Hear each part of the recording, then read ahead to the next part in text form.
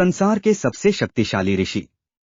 प्राचीन काल से जिन्होंने मानवजाति के उत्थान में अधिकतम योगदान दिया, आज हम कुछ ऐसे ही बलवान और शक्तिशाली ऋषियों के बारे में जानेंगे जिन्होंने अपने विशेष ज्ञान से हमें संपन्न किया। चाहे विज्ञान हो, अस्त्र शस्त्र या अनेक प्रकार की विद्याओं का ज्ञान हो, चाहे योग या फिर चिकित्सा हो, उनका योगदान हर तरह से रहा है। उन्होंने ही हमें धर्म के विषय में ज्ञान अर्जित कर जागृत किया है। पौराणिक काल में एक से बढ़कर एक ऋषि हुए जिनकी शक्ति का अंदाजा लगाना भी मुश्किल है, जिनके आगे देवता भी नतमस्तक हो जाते हैं। पौराणिक काल में ऋषि तो बहुत हुए थे। एक ऐसे भी ऋषि थे जिसे देखकर खुद भगवान श्री कृष्ण और भी भयभीत हो गए थे।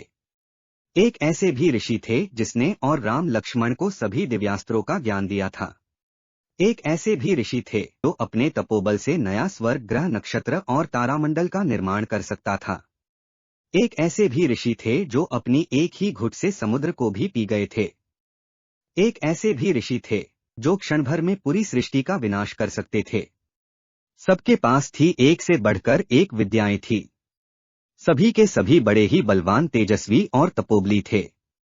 लेकिन सर्वश्रेष्ठ तो सर्वश्रेष्ठ ही होते हैं। कौन थे सर्वश्रेष्ठ ऋषि? क्या वशिष्ठ सर्वश्रेष्ठ थे? नहीं। क्या कश्यप सर्वश्रेष्ठ थे? जी नहीं। क्या भारद्वाज, भृगु या दुर्वासा? ये भी नहीं। आप जितना भी सोच लो, सही अंदाजा नहीं लगा पाएंगे कि कौन थे पौराणिक काल के सर्वश्रेष्ठ ऋषि।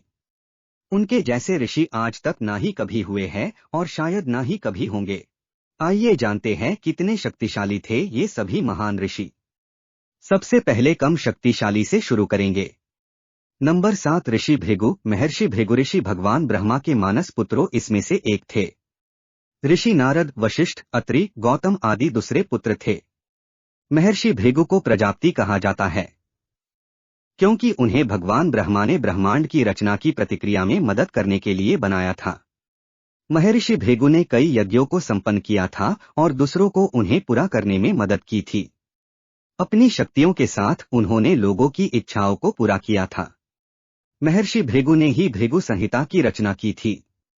महर्षि भृगु ने संजीवनी विद्या की भी खोज की थी, अर्थात मृत प्राणी जिंदा करने की विद्या उन्होंने ही खोजी थी और पारंपरिक रूप से ये विद्या उनके पुत्र शुक्राचार्य को प्राप्त हुई थी। नंबर 6, ऋषि दुर्वासा। अत्यंत क्रोधी ऋषि दुर्वासा सनातन धर्म के इतिहास में प्रमुख संतों में से एक है। वह ना होते तो महाभारत कभी ना होती, क्योंकि उन्होंने ही कुंती को पुत्र प्राप्ति का मंत्र वरदान स्वरूप दिया था। वे अनसुया और अत्रि के पुत्र थे और स्वभाव से बड़े अधीर थे। पुराणों के अनुसार भगवान शंकर के अंश से दुर्वासा का जन्म हुआ और भगवान शंकर के रुद्र रूप से महर्षि दुर्वासा प्रकट हुए थे। इसलिए उनका रूप अति रौद्र था, इसी कारण वे अति क्रोधी भी थे। भगवान शंकर को प्रसन्न करना फिर भी आसान है, पर ऋषि दुर्वासा को प्रसन्न करना बड़ा ही कठिन काम था। इन सब के बावजूद वे दयालुता की मूर्ति थे तथा अत्यंत करुणामय है। जल्दी क्रोधित हो जाने के कारण उन्होंने कई लोगों को श्राप दे डाला था, जिसकी वजह से कितने ही लोगों का जीवन भी बर्बाद हुआ।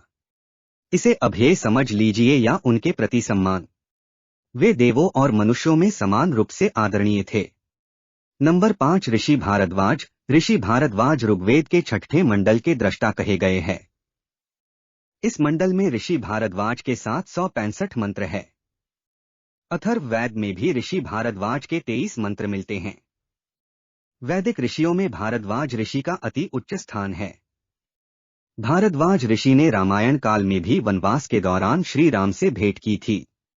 श्री राम के जाने के बाद जब हजारों लोगों और सैन्य को लेकर श्री राम के बारे में जानने ऋषि भारद्वाज के आश्रम पहुंचे थे, तब भारद्वाज ऋषि ने उन सभी का अपने तपोबल से जादुई तरीके से स्वागत किया था। सबको मनचाही वस्तुएं प्राप्त कराई थी। भारद्वाज ऋषि एक ऐसे महान वैज्ञानिक थे जिनका जीवन तो अति साधारण था, लेकिन उनके पास लोक उपकारक विज्ञान की महान दृष्टि थी। महाभारत के शांति पर्व के अनुसार ऋषि भारद्वाज ने धनुर्वेद का प्रवचन किया था। ऋषि भारद्वाज ने यंत्र सर्वस्व नामक बृहद ग्रंथ की रचना की थी। इंद्र ने ऋषि भारद्वाज को सर्वेत्र अग्नि विद्या विधिवत ज्ञान कराया। ऋषि भारद्वाज ने उस अग्नि विद्या को जानकर उससे अमृत तत्व प्राप्त किया था। आयुर्वेद के प्रयोगों में वे परम निपुण थे। नंबर 4 ऋषि कश्यप। ऋषि कश्यप ब्रह्मा जी में मानस पुत्र मरीचि के पुत्र थे। महर्षि कश्यप ऋषि मुनियों में श्रेष्ठ माने जाते थे। सुरसुरों के मूल पुरुष मुनिराज कश्यप का आश्रम मेरु पर्वत के शिखर पर था। यहाँ वे परब्रह्म परमात्मा के ध्यान में मग्न रहते थे। उनकी कुल 17 पत्नियां थीं, जिनमें से 13 तो दक्ष प्रजापति की पुत्रियां ही थीं। इन्हीं पत्नियों से देवों, असुरों, नागों और कई अन्य प्राणियों का जन्म हुआ था। भगवान विष्णु ने अपना 5वां अवतार ऋषि कश्यप और उनकी पत्नी आदिति के पुत्र के रूप में लिया था और समस्त दैत्यों का जन्म उनकी पत्नी दिति के साथ हुआ। इनकी पत्नी कद्रु से समस्त नागों का जन्म हुआ था। कश्यप संहिता इन्होंने ही लिखी थी, जिनमें समस्त आयुर्वेद का ज्ञान है, और शिल्पशास्त्र जिसमें वास्तुकला और प्रतिमा विज्ञान का ज्ञान था, उसके रचयिता भी ऋषि कश्यप ही थे। नंबर 3 ऋषि वशिष्ठ। ऋषि वशिष्ठ विशेष प्राचीन वैदिक काल के पूर्ण ज्ञान, महान तेजस्वी, तपस्वी तथा मंत्र विद्या के ज्ञानी थे। वे ब्रह्मा ऋषियों में से एक है तथा देवों और सूर्यवंशियों के गुरु थे। मुनि वशिष्ठ को ब्रह्मा का मानस पुत्र भी कहा गया है तथा प्रजापतियों में से एक कहा गया है। एक समय होम धेनु गाय के लिए वशिष्ठ मुनि और विश्वामित्र जी में युद्ध भी हुआ था। तब महर्षि विश्वामित्र जी ने क्रोध में भरकर उन पर कई दिव्यास्त्र चलाए थे। तब उन सभी को अपने ब्रह्मा दंड से शांत कर दिया था और ऋषि विश्वामित्र को हरा दिया था। ऋषि वशिष्ठ तेजस्वी तपस्वी थे। ऋग्वेद में कितने ही मंत्रों के दृष्टा एवं सप्तमंडल के दृष्टा भी ऋषि वशिष्ठ को ही माना गया है। भगवान श्री राम के कुल गुरु माने जाते हैं।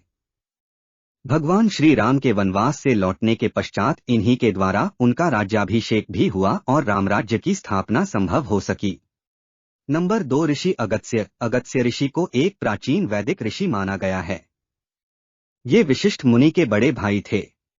ऋषि अगस्त्य को सप्तऋषियों में से एक माना जाता है।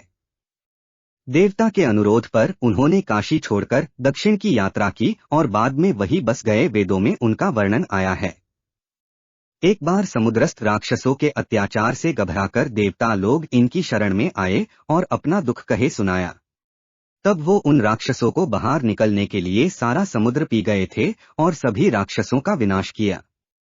इसी प्रकार इलवल तथा वातापी नामक दुष्ट दैत्यों द्वारा हो रहे ऋषि संहार को इन्होंने बंद किया और लोक का महान कल्याण हुआ। एक बार विंध्याचल सूर्य का मार्ग रोककर खड़ा हो गया, जिससे सूर्य का आवागमन ही बंद हो गया। सूर्य इनकी शरण में आए तब इन्होंने विंध्य पर्वत को स्थिर कर दिया और भगवान सूर्य का सदा के लिए मार्ग प्रशस्त हो गया। इस प्रकार के अनेक असंभव कार्य महर्षि अगस्त्य ऋषि ने अपनी मंत्र शक्ति से सहेज ही कर दिखाए और लोगों का कल्याण किया। भगवान श्री राम वन गमन के समय इनके आश्रम पर पधारे थे। भगवान ने उनका ऋषि जीवन कृतार्थ किया।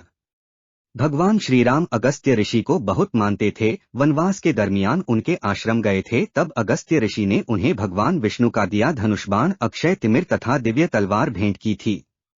रामायण काल में रावण वध के बाद श्री रामचंद्र जी जब अयोध्या आए तब भी वे श्री राम को आशीर्वाद देने पधारे थे। नंबर 1 ऋषि विश्वामित्र। ऋषि विश्वामित्र का जन्म क्षत्रिय कुल में हुआ था, पर उन्होंने हजारों वर्षों तक गहन आध्यात्मिक तपस्या के माध्यम से ब्रह्मऋषि की उपाधि प्राप्त की थी। इसका कारण बने थे ऋषि वशिष्ठ। एक बार विश्वामित्र जब सिर्फ एक क्षत्रिय राजा थे तो उन्होंने ऋषि वशिष्ठ की गाय ले जानी चाहिए, परंतु ऋषि वशिष्ठ ने वह देने से इनकार करते हुए उन सभी को पराजित कर वहां से जाने पर मजबूर कर दिया। आहत विश्वामित्र जी ने अपनी कठोर तपस्या से भगवान ब्रह्मा और भगवान शिव से ब्रह्मांड में सभी ज्ञात और अज्ञात अस्त्र शस्त्रों का अधिग्रहण किया था और पुनः वे ऋषि वशिष्ठ से प्रतिशोध लेने पहुंचे। विश्वामित्र ने ऋषि वशिष्ठ के विरुद्ध अपने सभी दिव्यास्त्रों का आवाहन किया था, लेकिन ऋषि वशिष्ठ ने अपने ब्रह्मदंड के माध्यम से अपनी सर्वोच्च ब्रह्मा ऊर्जा को एकत्रित किया और उस ऊर्जा ने ऋषि विश्वामित्र के समस्त दिव्यास्त्रों को निगल लिया था। ऋषि वशिष्ठ से पराजित होने के उपरांत ऋषि विश्वामित्र ने पुनः घोर तपस्या करनी आरंभ कर दी। ऋषि विश्वामित्र की तपस्या में बाधा डालने का इंद्रदेव ने बहुत प्रयास किया था, लेकिन असफल रहे। अंततः विश्वामित्र भगवान ब्रह्मा के अनुरोध पर रुक गए। आगे उन्होंने फिर से तप किया और जिसके फल स्वरूप वे ब्रह्मऋषि बनने में सफल हुए। एक सूर्यवंशी राजा को सह शरीर स्वर्ग भेजने का वादा निभाने में ऋषि विश्वामित्र ने कई देवों को परास्त किया और एक समानांतर स्वर्ग, देवता ग्रह और नक्षत्र बनाना शुरू कर दिया था। तब सभी देवता सहित सभी प्राणी ब्रह्मऋषि से भयभीत हो गए थे। तब ब्रह्मा जी के कहने पर वे रुक गए थे। समग्र संसार के सबसे शक्तिशाली मूल गायत्री मंत्र के दृष्टा रचयिता महर्षि विश्वामित्र जी है। और तो और भगवान श्री राम और लक्ष्मण को विश्वामित्र ने ही कई प्रकार की दिव्य विद्याएं और अस्त्र शस्त्र और दिव्यास्त्र का ज्ञान दिया था।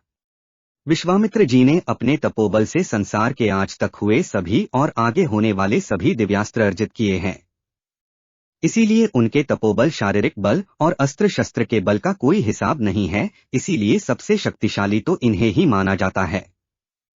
पौराणिक काल की ऐसी रोचक बातें जानने के लिए हमारी चैनल को सब्सक्राइब कीजिए। धन्यवाद।